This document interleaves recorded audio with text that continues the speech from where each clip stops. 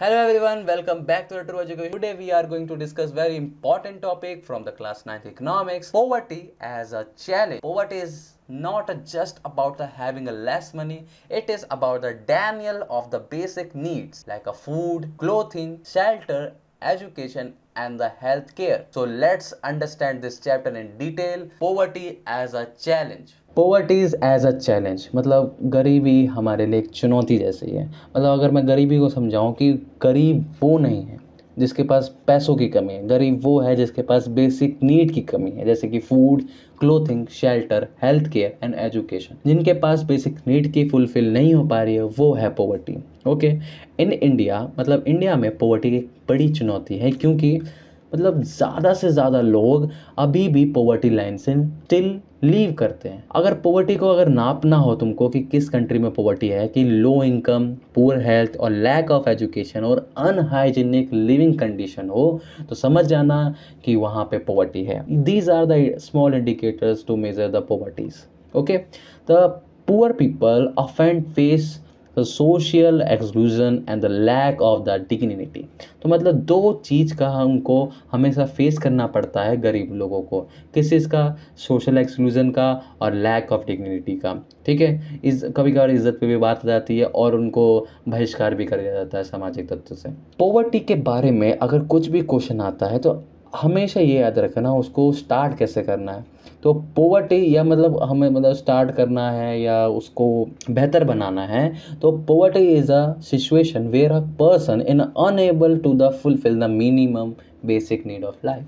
तो ये हमेशा ज़रूर लिखना, ठीक है, कि पोवर्टी पोवर्टी एक ऐसा सिचुएशन है, ऐसा हालात है जहाँ पे एक आदमी अपनी बेसिक नीड भी फुलफिल नहीं कर पा रहा अपनी ज़िंदगी की। पोवर्टी लाइन की बात करूँ वो होता क्या है, तो इंडिया में पोवर्टी लाइन का मतलब यहाँ पे होता है कि पोवर्टी को मेज़र करा जा सके कि मिनिमम लेवल मतलब कम से कम लेवल इनकम का और कंजप्शन का कितनी ज़रूरत होती है। ओके, तो यहाँ पे कुछ कैलोरी इनटेक के नाम से बताया जाता है कि कैलोरी उनको कितनी लेते हैं। तो रूरल एरिया में जो कैलोरी है वो 2400 ली जाती है पर पर्सन डे पर, और जो अर्बन एरिया में वो 2100 कैलोरी ली जाती है पर पर्सन डे पर।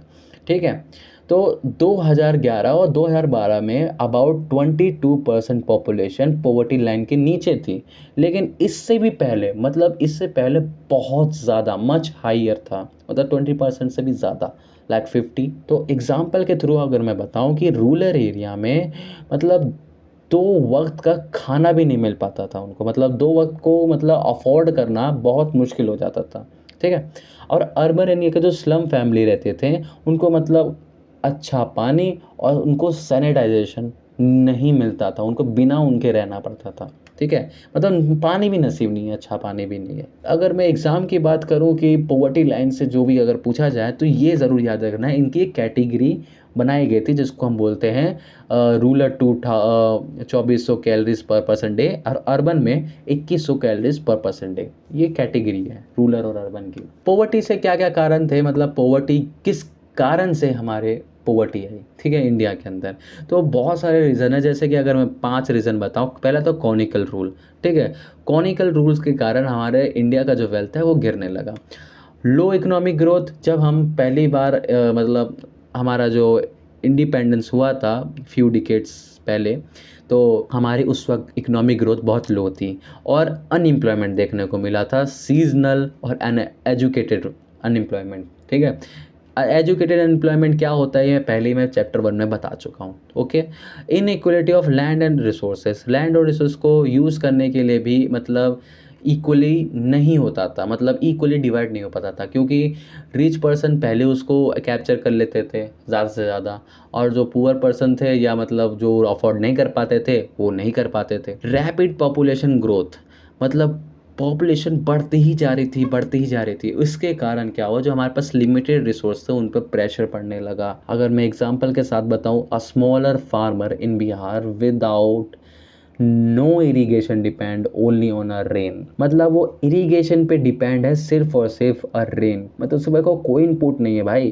कोई इनपुट नहीं है मॉडर्न फार्मिंग का, सिर्फ और सिर्फ वो रेन पे डिपेंड है। अगर उसकी क्रॉप खराब हो जाती है तो वो डेप्थ में चला जाए। तो पोवर्टी से रिलेटेड अगर मैं बताऊं कि अगर कॉज ऑफ पोवर्टी पूछ लेता है तो आपको इन 5 मार्कर्स को, मतलब 5 इंपॉर्टेंट पॉइंट्स को मेंशन करना चाहिए, जिससे आपका आंसर थोड़ा और अच्छा लगे। ठीक है, अब आता है एंटी पोवर्टी मेजर, मतलब एंटी पोवर्टी को कैसे मेजर करा जा सकता है, या हमने पोवर्टी को कम करने के लिए क्या क्या स्टेप्स उठाए। सबसे पहला तो इंडियन गवर्नमेंट ने कुछ स्टेप्स उठाए थे गरीबी को हटाने के लिए।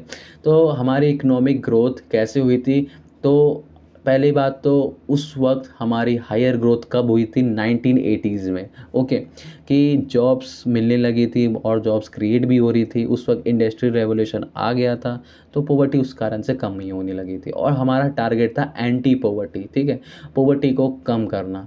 उसके खिलाफ हमने कुछ प्रोग्राम्स निकाले गए, जैसे मनरेगा, PMRY, SGSY और फूड सिक्योरिटी स्कीम जैसे।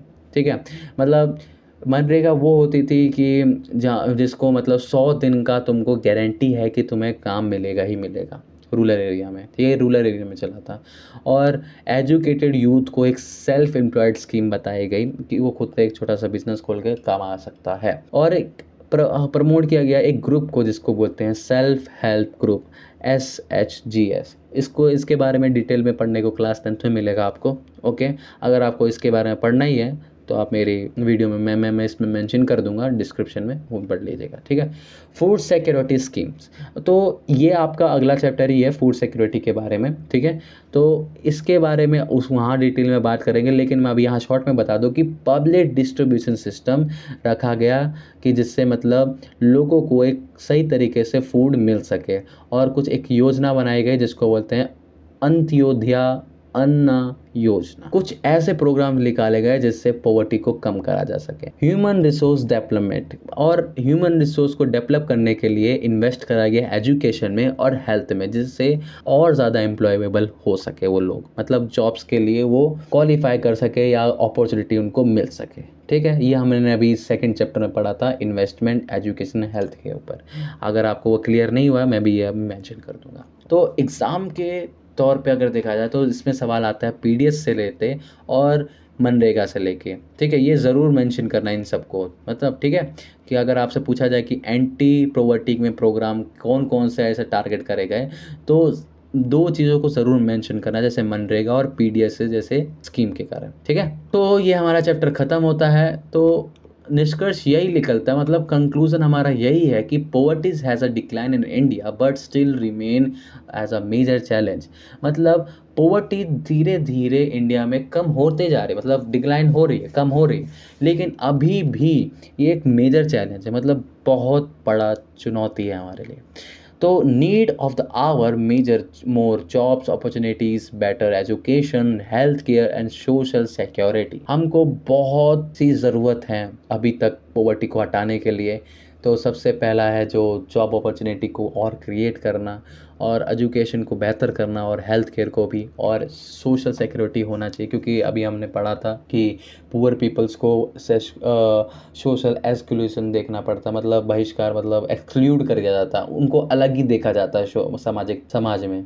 ठीक है, तो इन सबको देख के अगर बोलूँ मैं तो हमें सीखने को क्या मिलता है कि poverty reduction is not a charity. Poverty reduction करना कोई एक चैरिटी नहीं है, it is a social justice, एक सामाजिक न्याय है। अगर मैं एग्ज़ाम की बात करूं, हमेशा ये पोवर्टी लाइन, सोशल एक्सक्लूजन और वैल्यूरेबिलिटी, मनरेगा जैसी बातें ज़रूर लिखना। ठीक है, और डायग्राम में पोवर्टी लाइन का ग्राफ बना देना, जैसे कि रूरल वर्सेस अर्बन, और कुछ स्कीम्स का फ्लो चार्ट बना देना जैसे कि मैंने बताया था।